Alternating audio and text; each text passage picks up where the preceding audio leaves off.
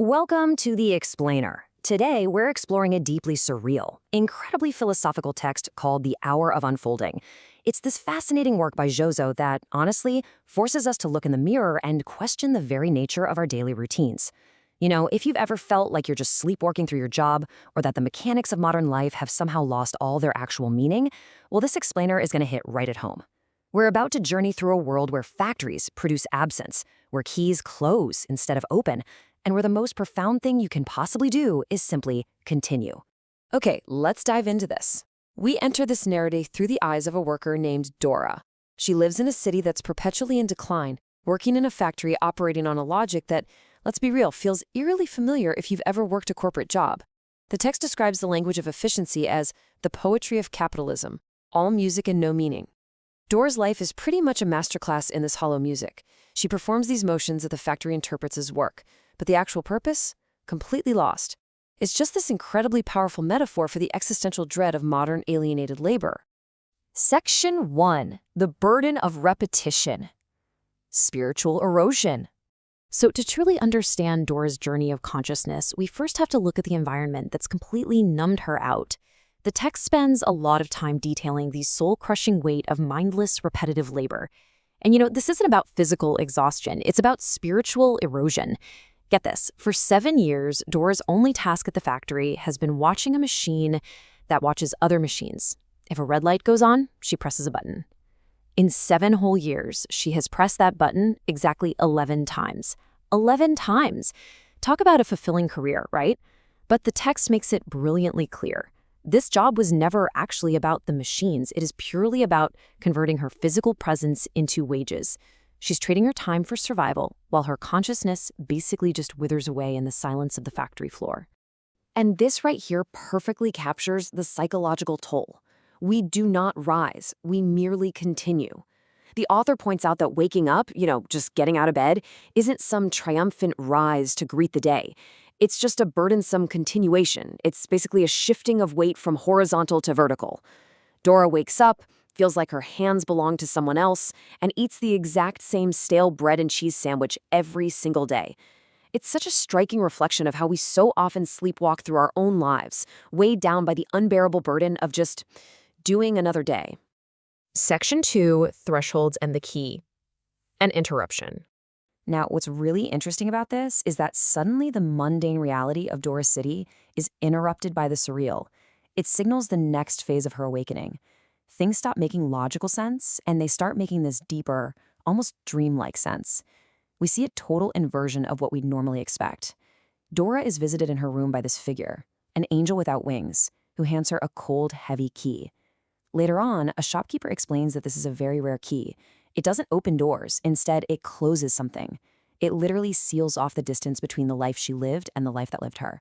It's an object of absolute transformation, meant to finally bring an end to the endless loop of her alienated existence. Shortly after this, Dora witnesses and actually ends up joining something called the procession. It's this bizarre, surreal parade right through the city streets. People are walking together carrying incredibly strange objects, a mirror that reflects nothing, an empty birdcage, a blank book. Dora herself ends up carrying a bowl of ghost water. The text uses these empty, functionless objects as a really beautiful metaphor. These are the unnecessary burdens, the hollow routines, the dead weights that we all needlessly carry around with us every day. The procession is a collective ritual of finally letting them go, tossing them into a literal void in the middle of the city. When Dora asks the mysterious shopkeeper what exactly her key is meant to close, he gives her this answer: that depends on what you need to end. Wow. It's one of those moments in the text that reaches right out of the narrative and asks us, the viewers, a direct question. What are your necessary things? What is the dead weight in your own routine that you need to finally put an end to? Section 3, the absurdity of meaning. The system breaks. So, as Dora begins to wake up to these deeper questions, the world around her, specifically the factory, starts to completely break down. The logic of extreme efficiency collapses entirely into pure absurdity. Let's move through this timeline and see how it builds. Initially, year 1, they are making some unclear components. By year 7, like we talked about, Dora is just watching machines watch machines. But then by year 8, management introduces a new protocol. The machines are put on a stage to perform these meaningless dancing motions, and the workers are now required to sit in the audience, watch the machines, and write reports to produce meaning. They are literally told they are no longer producers, they are the products. It becomes this total inversion of reality, which ultimately leads to the factory shutting down entirely at year 10. During this totally absurd new protocol, Dora stares at her blank report page and writes this incredible distillation of her reality. All labor is theater. All theater is labor. The machines are pretending to have grace, the workers are pretending to extract significance, and the supervisors are pretending any of it even matters. It's Dora's ultimate realization that the system isn't broken, the system is just a performance we've all somehow agreed to act out. Section 4. Reclaiming the Factory, a New Collective. Once the factory inevitably closes its doors and fires everyone, the story shifts its tone dramatically. It moves from monotonous and alienated to expansive, deliberate, and mindful. The abandoned factory is bought by a collective, and Dora returns. In this brilliantly illustrates the contrast. The old factory of production was all about converting human presence into measurable metrics, wages, and output. But the new collective? They strip all the machines out. They knock down the walls. They rename it the factory of continuing. Instead of producing goods, they produce space. They produce time. They produce possibility. People come just to paint, to play invented instruments, or honestly, simply to sit and exist. In this new factory, Dora takes on a completely new role, holding space. Now, this isn't about managing or supervising. It's the profound practice of maintaining a condition where things can happen, without trying to control the outcome. Allowing rather than directing. To kick off this new era, the collective actually digs a literal hole in the concrete floor and performs a ritual where they bury their old factory paperwork. They are sealing the past beneath the present. Dora drops in her old, meaningless observation reports. They're making room for pure presence. Section 5. The Art of Continuing. Endless Present Tense.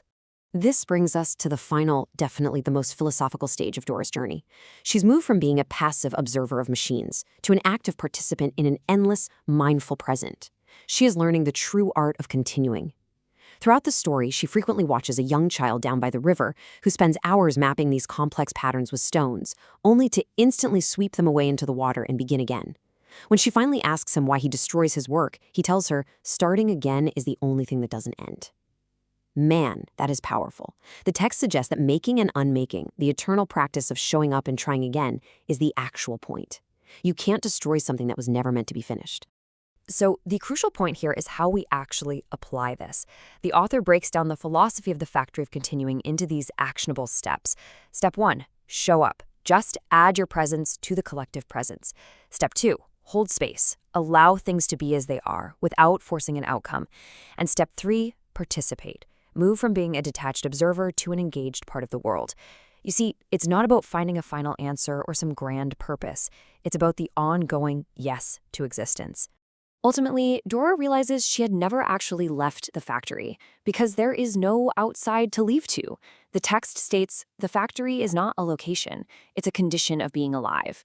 We all carry our own factories. We are all mechanisms that transform time into testimony. The freedom Dora finds isn't freedom from the factory of life, but freedom within it. It's the freedom to choose what we notice, what stories we tell, and how we actually spend our hours. Which leaves us with the ultimate takeaway from the hour of unfolding. The narrative tells us that there is no final revelation where the searching just stops. There is only the continuing.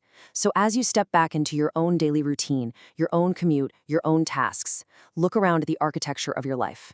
How will you hold space today? What necessary things do you need to drop into the void? And most importantly, how will you consciously choose to continue in your own factory?